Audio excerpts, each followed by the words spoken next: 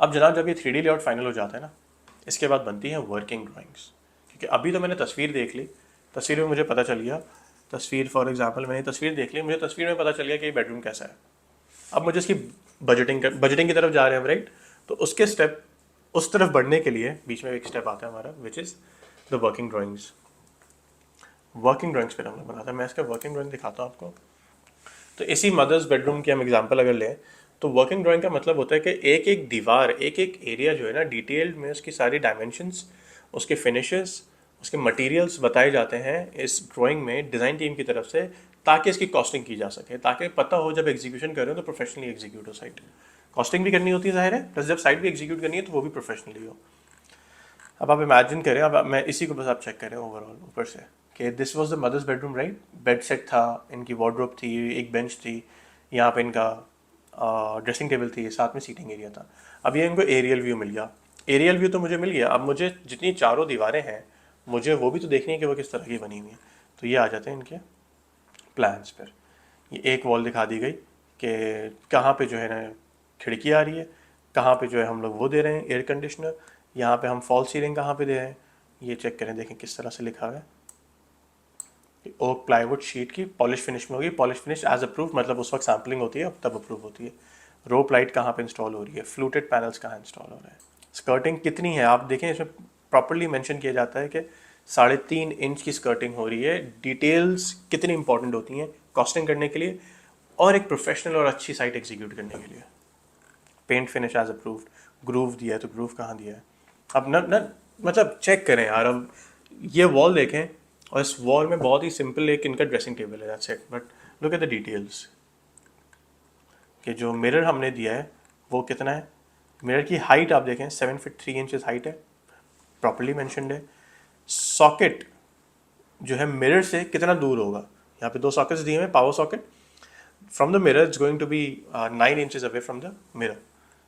फिर ड्रॉर अगर हमने दिया तो ड्रॉर किस तरह की दे रहे हैं, स्कर्टिंग अगेन कहाँ पे है, नीचे से जो कैबिनेट नीचे से जो ड्रॉर है वो ऊपर कितना है, 2 फीट 6 इंच ऊपर आया हुआ है। फ्लूटेड ड्रॉर्स हैं, ये MDF लैमिनेटेड ड्रेसिंग टेबल होगी है, पेंट फिनिश एज अप्रूव, एक दीवार पे हमने ग्रूव दिया हुआ था, डिज़ाइन एलिमेंट दिया हुआ था। तो this is how each and every wall is shared, is share to the technical team, क्योंकि वर्किंग ड्राइंग जब तक नहीं बनेगी टेक्निकल टीम बजटिंग नहीं कर सकती। अब फिर ये वार्डरोब है, वार्डरोब का भी बताया गया पूरा पूरा, वार्डरोब की हाइट क्या है, इसके शटर्स कितने बड़े होंगे, शेल्व्स जो बन रहे हैं देखें, शेल्व्स की एक एक शेल्फ की डेप्थ बताई गई है, 1 feet 6 inch, equal equal equal हमने सारी देनी है। नीचे बिल्कुल लास्ट शेल्फ जो है वो हमने 2 फीट का दिया है। सिमिलरली बता दिया गया कि भाई जो विंडो है वो कितनी बड़ी है, बेंच कहाँ पे आ रही है, ये सारी चीज़ें वर्किंग ड्राइंग में कैटर की जाती हैं। यहाँ पे इमेजिन करें this is only of a bedroom, एक बेडरूम की अभी तक मैं से आपको एक्सप्लेन करने जा रहा हूँ तो इतनी लंबी हो चुका है। एक बेडरूम इमेजिन करें, ये आपका पूरा घर है, आपका पूरा ऑफिस है, आपके पूरे कमर्शियल स्पेस है, तो उसमें कितना टाइम लगता है ये वर्किंग ड्राइंग्स जब तक हमारे पास आती हैं। तो हमने 2D लेआउट कर लिया, 3D लेआउट कर लिया, हमारी वर्किंग ड्राइंग्स बन गई। अब ये जाती हैं जनाब एक टीम मेंबर के पास जो कि BOQs पे फिर काम करते हैं, who makes the BOQ, BOQ और द एस्टिमेट। BOQ एक प्रोफेशनल टर्म है which is bill of quantities. जब डिटेल्स में बड़ी साइट से एग्जीक्यूट होती है ना, बड़ी साइट से मेरा मुराद जनाब आपके घर भी हैं, कि क्योंकि इसमें बजट बहुत ज़्यादा लग रहा होता है, ज़्यादा बजट लग रहा होता है, आप लोगों को पता ही नहीं होता मेरा बजट कहाँ जा रहा है। अच्छी साइट आप लोग एग्जीक्यूट करवाना चाह रहे होते हैं लेकिन कुछ की कुछ निकलती हैं वो, बिकॉज ये प्रोफेशनल प्रैक्टिसेस फॉलो नहीं की जा रही होती। तो मैं आपको दिखाता हूँ अब BOQ के सैम्पल्स किस तरह के होते हैं।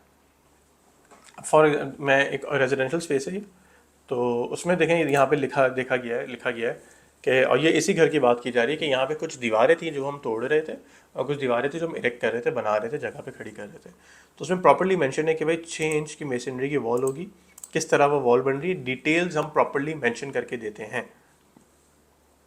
कितने स्क्वायर फीट है वॉल, बिल्कुल भी इस तरीके से बजट्स नहीं दिए जाते कोई भी। देखिए मैं बार बार रिपीट कर रहा हूँ, ये रॉड्स की बात नहीं है, ये कोई भी कंपनी अगर आपको सिर्फ इतना सा बोल रही है कि ये आपका पूरा कमरा इतने में हो जाएगा, आप लोग फंसने वाले हैं उस झांसे में।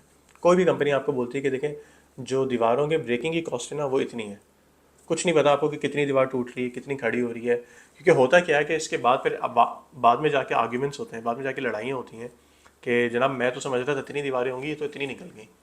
और वो जो इतनी है वो इतनी है, वो कोई कहीं डॉक्यूमेंटेड नहीं है, कहीं लिखा हुआ नहीं है, ऑन पेपर नहीं है। तो एज ठेकेदार्स एज कॉन्ट्रैक्टर्स ये हम बहुत आराम से प्ले कर लेते हैं क्लाइंट्स के साथ, बिकॉज देखें एज क्लाइंट्स मैं बार बार बोलता हूँ आप लोग बैकफुट पे होते हैं।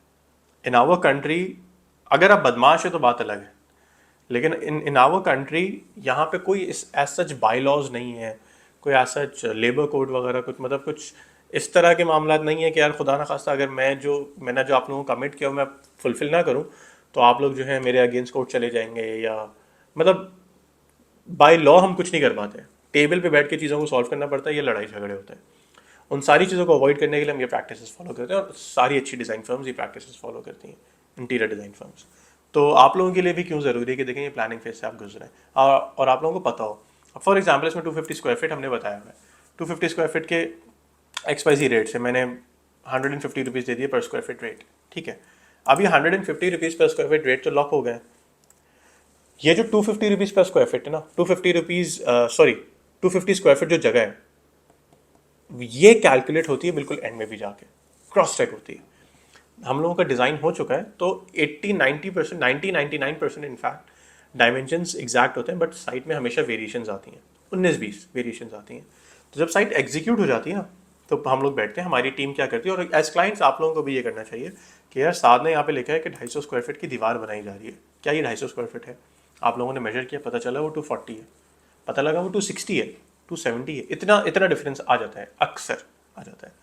तो जब ये डिफरेंस आता है तो अगर ज़्यादा हो गया तो मैं आपको कम्युनिकेट कर देता हूँ कि देखें जनाब हम आपकी साइट एग्जीक्यूट कर रहे थे, 250 स्क्वायर फीट हमने कैलकुलेट किया हुआ था कि जगह जो है यहाँ पे दीवार खड़ी होगी, बट ये 260 हो चुकी है, 270 हो चुकी है। और अगर वो 250 नहीं होती, 240 होती या 230 होती है तो वो भी हम कम्युनिकेट कर देते हैं कि यार हम लोग प्लान कर रहे थे यहाँ पे 250 का, बट ये 230 स्क्वायर फीट हुई है, तो मैं इसको 250 नहीं मैं 230 कर दे रहा हूँ।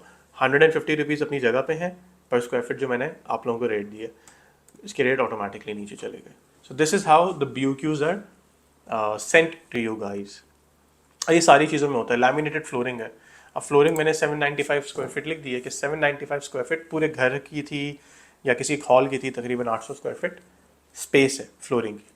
अब हम गए वहाँ पे फ्लोरिंग करने के लिए, यहाँ पे मैं लिख दूंगा मैं फ्लोरिंग दे रहा हूँ आपको 500 रुपीज़ पर स्क्वायर फीट, 4 लाख रुपए की फ्लोरिंग हो गई। अब मैंने आप लोगों को 500 रुपये पर स्क्वायर फीट दे दिए, तकरीबन 800 स्क्वायर फीट की फ्लोरिंग हो रही है। ऑब्वियसली जब BOQ शेयर किया जाता है तो नेगोशिएशन भी होती है, बैठते हैं, रेट्स में बात भी की जाती है, फिर एक सर्टेन नंबर पे आगे बढ़ते हैं। हमने नेगोशिएट किया, पता चला हम लोग जो फाइनल गया वो 480 रुपीज़ पर स्क्वायर फीट पे क्लाइंट के साथ हमारी बात फाइनल हो गई कि देखें रॉड्स जो है हमें 480 रुपीज़ पर स्क्वायर फीट पे फ्लोरिंग देगा। जब साइट एग्जीक्यूशन पे जाते हैं ना तो ये एंड में बिल्कुल फाइनल ये मेजर किया जाएगा फिर कि जो फ्लोरिंग है मैंने 795 स्क्वायर फीट फ्लोरिंग अगर दी हुई थी स्पेस में, तो 795 स्क्वायर फीट है भी या नहीं है, उसको कैलकुलेट किया जाता है बिल्कुल एंड में। पता लगता है कि वो 800 स्क्वायर फीट है, पता लगता है वो 850 स्क्वायर फीट है, पता चलता है कि वो 750 स्क्वायर फीट है। जगह छोटी हो गई, कुछ दीवारें ज़्यादा खड़ी कर दी गई, कुछ डिज़ाइन में चेंजेस कर दिए गए थे, तो जगह छोटी हो गई। प्रोफेशनली देखें साइट एग्जीक्यूट हो रही है, कोई ग्रे एरिया नहीं है इसमें, कोई इस तरह की बात नहीं कमी छुपाई जाती है। BOQs में लिटरली 90-95% चीज़ें की क्लैरिटी होती है, 5-10% चीज़ें ऊपर नीचे चलती हैं, जो ये काम का नेचर है इसमें ऊपर नीचे चीज़ें होती हैं 5-10%। लेकिन अगर आप लोग ये प्रैक्टिसेस फॉलो नहीं करेंगे और डायरेक्ट एग्जीक्यूशन पे जाएंगे तो जनाब 5-10% नहीं, वो लिटरली 100-200% डिफरेंसेस आ जाते हैं। वो 50 लाख का बजट होता है वो 1 करोड़ पे चले जाती हैं। चिड़चिड़ापन अलग होता है, एग्जीक्यूशन में फिनिशेज अलग नहीं होती हैं। अगर रेजिडेंशियल साइट्स हैं तो वो ऑलरेडी मतलब तकरीबन सारी साइट्स में, अगर आप ऑफिस बना रहे हैं तो आपका स्टाफ कहीं और बैठा हुआ है, या पुराने ऑफिस में आप लोगों को वो खाली करके नया ऑफिस आना था, तो वो एक आप लोगों को एक प्रेशर होता है आप लोगों के ऊपर कि यार ये तो मैंने क्या बजट सोचा हुआ था, कितना बजट लग गया है, मुझे टाइमलाइंस का भी नहीं पता, और टाइमलाइंस के बाद जो है पता नहीं कहाँ पे काम जा रहा है, तो एक प्रेशर बिल्ड होता है। कमर्शियल स्पेसेस में भी यही होता है, आप लोग ROI देख रहे होते हैं कि यार रेंटल शुरू हो चुका है शॉप का, शोरूम का, मॉल का, दुकान का, तो रेंटल शुरू हो चुका है। अब मेरा बजट तो इतना चला गया, मैंने तो सोचा हुआ नहीं था, मैंने सोचा था ये इतने में होगा, ये तो इतने में चला गया। इसीलिए ये प्रैक्टिस फॉलो की जाती है। रेजिडेंशियल स्पेसेस में भी ऐसा ही होता है, हमने जगह बनाई है, 19-20 होती हैं, 3 महीने का टाइम दिया, 3.25 महीने भी चले गए। 3 महीने का टाइम दिया, क्लाइंट ने कहा कि एयर कंडीशनर्स हम खुद इंस्टॉल करेंगे, XYZ चीज़ हम लोग खुद करेंगे, बाथरूम्स हम लोग खुद करेंगे। अब अगर एक एग्जाम्पल मैं आप लोगों को दे रहा हूँ, एक हम लोग घर बना रहे हैं या हम एक ऑफिस बना रहे हैं, वहाँ पे एयर कंडीशन इंस्टॉल होने सीलिंग पे। अब उस ऑफिस में क्लाइंट ने ये कहा कि एयर कंडीशनिंग की जो रिस्पॉन्सिबिलिटी ना ये हमारी है। यहाँ पे मैं एक लेसन आप लोगों को देता चलूँ कि देखें कॉन्ट्रैक्टर फाइनल करते हुए, कोई भी फर्म फाइनल करते हुए, कंपनी फाइनल करते हुए जितना टाइम आप लोगों को लेना है आप ले लें, कोई प्रॉब्लम नहीं है। लेकिन एक दफ़ा आप किसी को फाइनल कर लेते हैं तो आप उस पर आप पूरा भरोसा करके उसको आप काम करने दें फिर वहाँ पे, और कोशिश ये करें कि मल्टीपल टीम्स इन्वॉल्व ना करें। मल्टीपल टीम्स आप लोग इन्वॉल्व करेंगे, आप लोग परेशान होंगे, आप लोग फंसेंगे। अब एक साइट थी हम लोगों की जहाँ पे जो सीलिंग जो एयर कंडीशनिंग का काम था, वो क्लाइंट ने कहा कि हमारा बहुत पुराना 20-25 साल पुराना हमारा कोई एयर कंडीशनर कोई एयर कंडीशनिंग का कोई वेंडर है, हम उनसे काम करवाते हैं।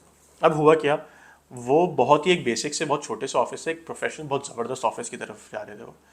उनका जो एयर कंडीशनर वाला बंदा था वो घरों में स्प्लिट एसीज लगाने वाला था, उनके ऑफिस में स्प्लिट एसीज लगे हुए थे। जो नई साइड पे वो लोग गए वहाँ पे HV एसीज, वहाँ पे कैसेट एसीज, बहुत ही टेक्निकल वहाँ पे एयर कंडीशनिंग का काम होना था। अब वो ये समझते थे क्योंकि 20 साल से वो जानते तो ये काम तो जनाब XYZ जो भी नाम था उसका बहुत ज़बरदस्त करेगा। वो वहाँ फंस गया। एक हफ्ते का काम वो लेके गया 20-25 डेज में, काम भी उस तरीके से नहीं हुआ, करते करते काम ख़त्म हो ही गया फाइनल।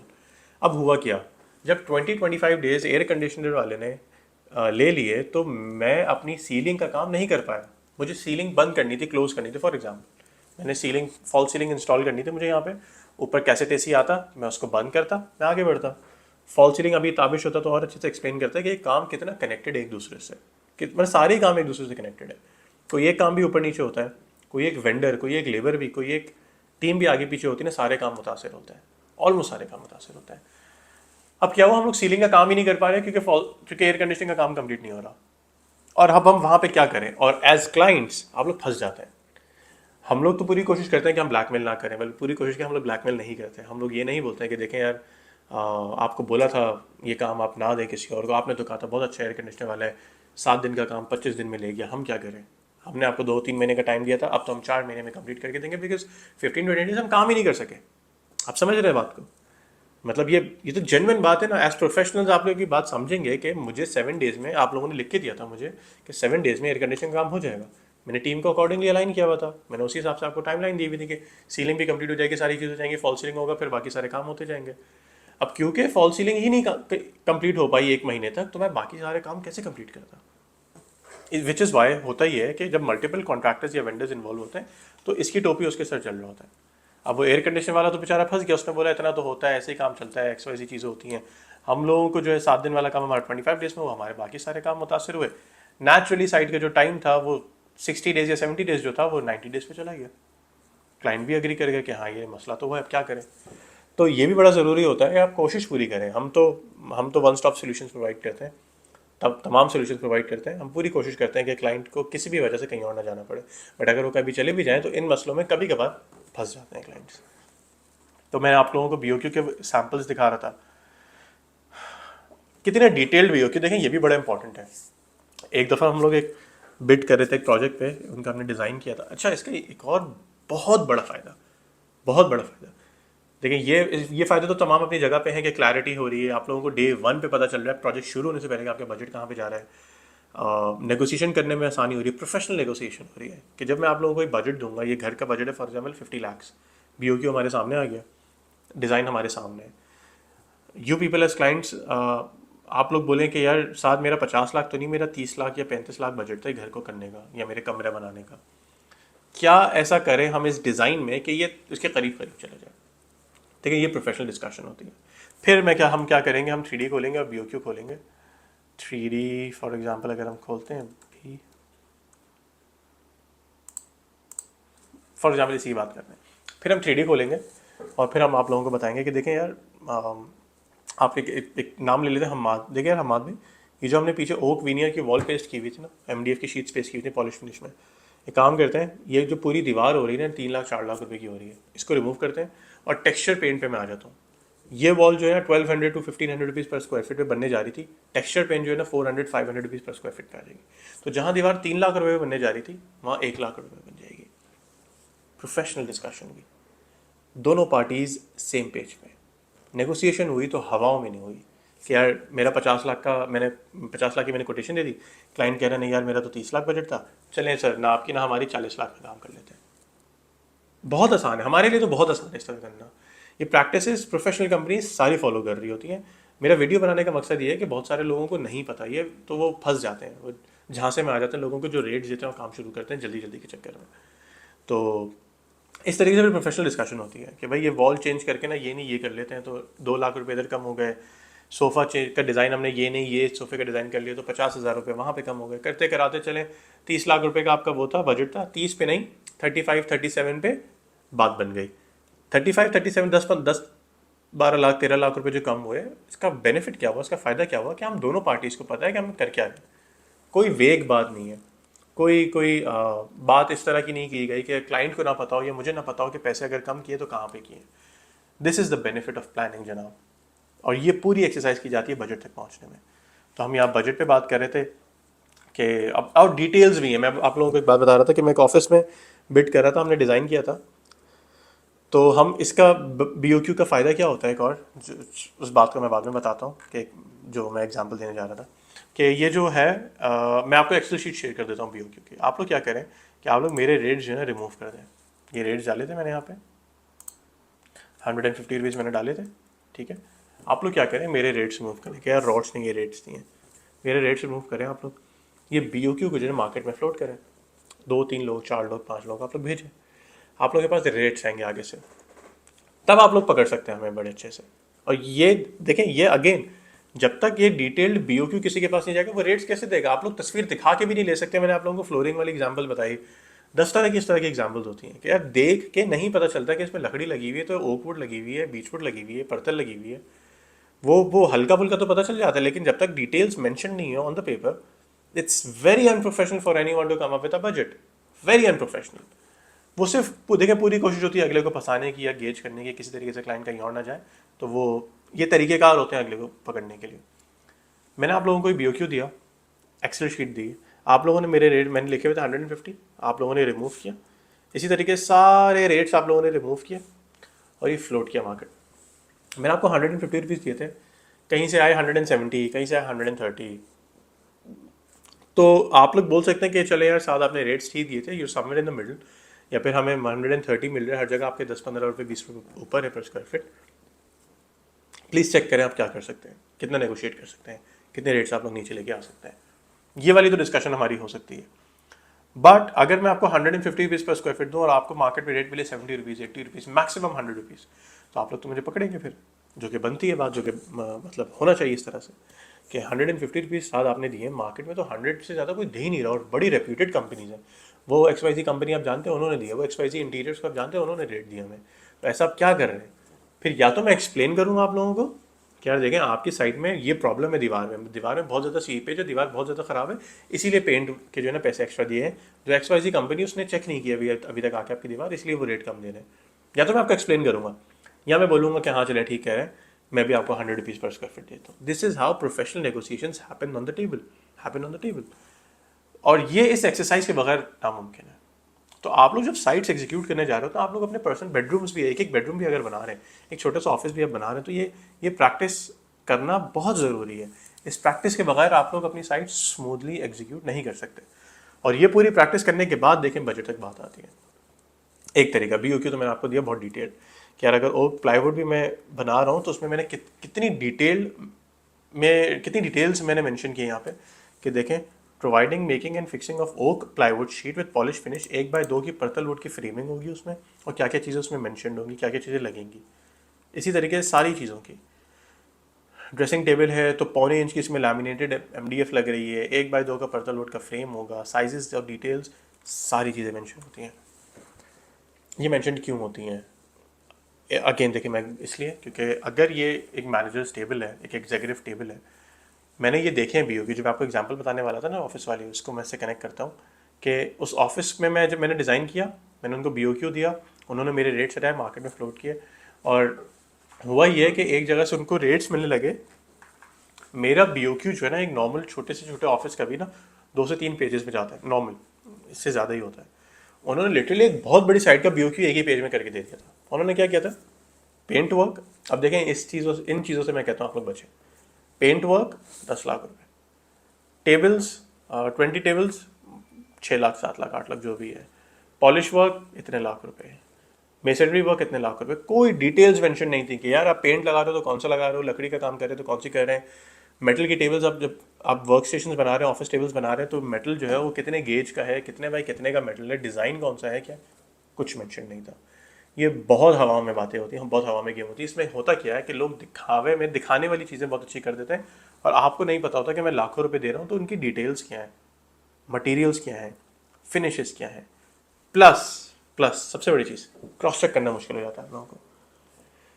जितने प्रोफेशनल्स ये वीडियो देख रहे होंगे वो पहली पहली बार में मेरी बात समझ रहे होंगे कि जब तक इन रिटेन डिटेल में मैं डिस्क्रिप्शन नहीं दूंगा किसी एक टेबल की, एक दूसरा बंदा किस तरीके से उसको देख के उस डिस्क्रिप्शन और उस तस्वीर को देख के रेट देगा। अगर मैं लिखूंगा एक बेड सेट, मुझे बेड सेट के टेबल रेट्स देना है, और एक मैं लिखूंगा कि बेड सेट इस लकड़ी का बन रहा है, इतनी थिक है वो, पॉलिश फिनिश ये होगी, उसमें मेटल लग रहा है तो इतने गेज का लग रहा है, पेंट अगर डीको फिनिश हो रहा होगा तो इस एक्सवाइजी कंपनी का फिनिश डीको फिनिश होगा, तो रेट्स देना कितना आसान हो जाएंगे बनिस्बत इसके कि मैं बोलूँ कि बेड सेट दे रहा हूँ मैं आपको। और यही प्रैक्टिसेस मार्केट में ठेकेदार कर रहे होते हैं यूजुअली, जो नॉर्मल ठेकेदार होते हैं, लोग इसी में ज़्यादातर फंस रहे होते हैं क्योंकि वो ठक ठक रेट देते हैं, ठक ठक काम कर रहे होते हैं और लोग समझते हैं कि देखो यार कितने मुझे जल्दी जल्दी मेरा काम हो रहा है। ये बेनिफिट होता है डिटेल्ड BOQ का। और हम BOQ पे पहुंचे हैं पॉइंट नंबर 8 पे, इतनी सारी एक्सरसाइज करने के बाद you people get in touch with me either on call और ऑन व्हाट्सएप। आप लोग जो हैं या फिर हमारे वेबसाइट पे फॉर्म्स फिल करते हैं, we get in touch with you, then आप लोग अपनी रिक्वायरमेंट्स बताते हैं, हम लोग साइट विजिट करते हैं, फिर आप लोगों से डिज़ाइन ब्रीफ एक्सट्रैक्ट करते हैं, मूड बोर्ड भी साथ साथ शेयर करते हैं हम लोग, then we work on the 2D layout, फिर 3D लेआउट पे काम होता है, फिर वर्किंग ड्राइंग्स बनती हैं, फिर BOQ और एस्टिमेट आता है। उसके बाद देखें साइट एग्जीक्यूशन पे चली जाती है बात। BOQ पे हम लोग जब नेगोशिएशन कर लेते हैं, नेगोशिएट कर लेते हैं एक सर्टेन नंबर पे, then we move head towards the execution होती है, तो एग्जीक्यूशन के साथ साथ फिर फर्नीचर और MEP के काम भी, जैसे mechanical, electrical, plumbing, air conditioning वगैरह के सारे काम भी उसमें आ जाते हैं। उसमें डिटेल में हम नहीं जाएंगे। एक तो ये चीज़ है, ये मुझे एक्सप्लेन करना था आप लोगों को कि देखें BOQs बजट इतनी एक्सरसाइज करने के बाद दिया जाता है प्रोफेशनली। कोई भी कंपनी हो, मैं देखिए मैं मेरी वीडियोस का ना, जाहिर है मैं रॉड्स के बारे में बताता हूँ कि मेरे, अगर आप लोग रॉड से काम करवाएंगे तो क्या बेनिफिट्स है। मेरा बहुत ज़बरदस्त टीम है, मेरा बड़ा ज़बरदस्त पार्टनर है जो एग्जीक्यूशन बहुत स्मूथली हैंडल करता है। हमें साइट्स कितनी ज़्यादा है उसका प्रॉब्लम नहीं होता, बिकॉज हम एक हायरार्की फॉलो करते हैं करने के लिए। ऐसा नहीं कि ताबिशों में खुद ही खड़े होकर लकड़ी काट रहे होते हैं। तो we are very good leaders, we are very good managers, we know how to execute sites, we got an amazing team, बड़े ज़बरदस्त आर्किटेक्ट्स हैं, बहुत अच्छे से हम एग्जीक्यूट कर रहे होते हैं, मैं बोलता हूँ। लेकिन अगर आप लोग ये एक्सरसाइज फॉलो करते हैं तो इस तरह की अगर आप लोग ये एक्सरसाइज फॉलो नहीं करते तो कोई भी कंपनी हो आप फंसेंगे कहीं पे भी। तो आप कोशिश ज़रूर करें कि रॉड से करवाएं, किसी से भी करवाएं, ये एक्सरसाइज ज़रूर फॉलो करें, तब आपकी साइट अच्छे से एग्जीक्यूट होगी, अच्छे से बढ़ेगी आगे। तो जनाब आप लोगों ने देखा कि इतनी लंबी एक्सरसाइज करने के बाद हम आपको बजट देते हैं। तो किसी के साथ भी जब आप लोग बात करें, नॉट जस्ट विद अस, किसी के साथ भी बात करें, कोशिश करें कि ये 8 पॉइंट्स ना सही 4 से 5 तो आप लोग पूरी कर सकें। मतलब 2D या 3D लेआउट के करीब करीब आपको पता है बजट के करीब आ जाते हैं हम। जब 3D लेआउट बनने जा रहा होता है या बन चुका होता है ना, और वर्किंग ड्राइंग्स और BOQ पे काम चल रहा होता है, उस दौरान एक रफली एस्टिमेट हम लोग दे सकते हैं कि हाँ यार चले, मुझे नज़र आ रहा है कि घर आपको जो है ना 4 मिलियन 6 मिलियन के अंदर अंदर हो जाएगा। But before that asking the budget, asking the estimate, मतलब कॉल पे ही एक ही मुलाकात 2 मुलाकातों में कुछ भी एक्सरसाइज नहीं की, कोई रिक्वायरमेंट्स नहीं बताई, कुछ नहीं बताई, is very it's next to impossible for anyone to come up with a number. और कोई भी नंबर अगर आप लोगों को दे रहा है तो आप लोग तैयार हो जाएं फिर वहाँ पे फंसने के लिए, ब्लैकमेल होने के लिए, कुछ करने के लिए। तो बस, थैंक यू।